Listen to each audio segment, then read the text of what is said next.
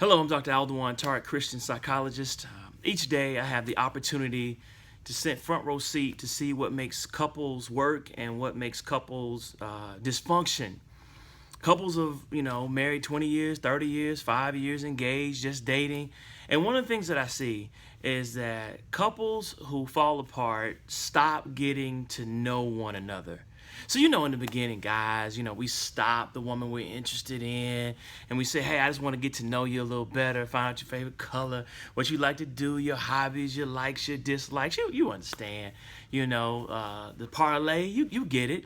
And so we start off dating, getting to know one another, and we talk and we converse, and I get to know her fears, and she gets to know my fears and my dreams, and then we come together and we form this connection to where we bond. But the problem comes in is that once we get married or we get into a committed relationship, we become consistently inconsistent. I got that term from Minister Ron Robinson. Consistently inconsistent. So the only thing that's consistent is that we'll be up and down and being able to get to know you, whether we're dating, whether that's having a conversation with you after coming home from work, whether that's checking in on Saturday and Sunday just to find out what's going on in your mind. And it's killing us. We have to take the time in a disciplined, scheduled way to make sure we know what's going on with our better half. In the word, Psalm 139, 1 through 7 talks about, you search me, Lord, and you know me. You know when I sit and when I rise. You perceive my thoughts from afar. You discern my going out and my lying down. You are familiar with all my ways. Before a word is on my tongue, you, Lord, know it completely.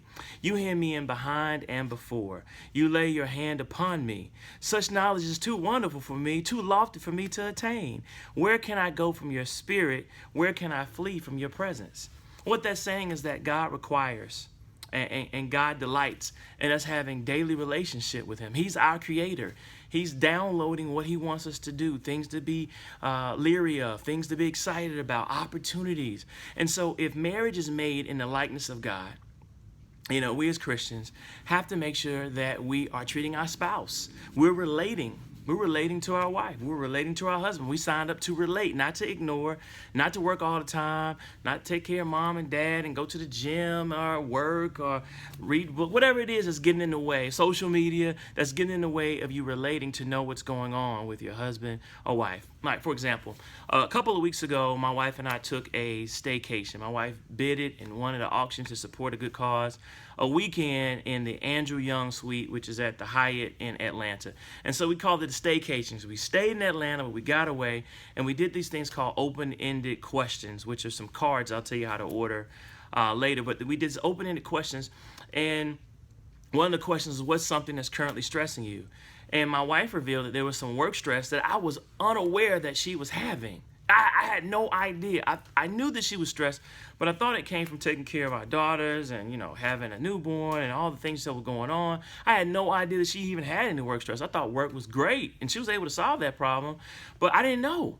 And then she didn't know that my heart had been revealed to me, that I had been feeling a yearning and still feel a yearning to be more intentional in ministry, which is why I'm doing these type of videos. So that's just been and so we had a wonderful weekend, but we didn't know. We didn't know what was going on in each other's heads. And I know her and she knows me. But, in Psalm 139 talks about a continuous process of knowing one another. And that's where we have to be consistently consistent in checking in each day. So here are the solutions. Each day you should check in with your spouse. If they're overseas or they're out of town, check in, FaceTime, do whatever it is that you need to do. Obviously, I'm an Apple guy. We need to check in and make sure that I understand what's going on in your world so that we stay connected.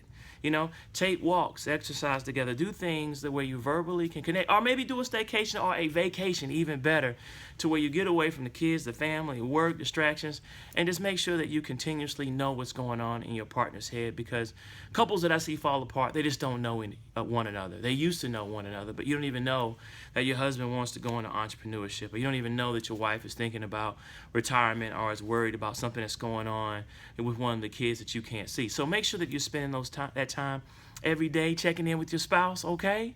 All right, we know we signed up to relate to one another. We want attention, so let's give it to one another so we don't have to get it from anywhere else. Now, if you want to get those cards, you can go to a website, Gottman, GOTTMAN.com, and order the love mapping and open-ended questions. I think they have a combined box set to where you can just go through the questions. Man, they help me. They help me and my wife to be consistent and checking in with one another so that we can stay connected. My name is Dr. Tartt. I just thank God for giving me the deposits and putting a yearning to be able to teach. Those of you that are watching this video and sending it to others, I pray for your marriages. I pray for your relationships, and I pray for your families, because this applies to families as well. Take care, and of course, God bless.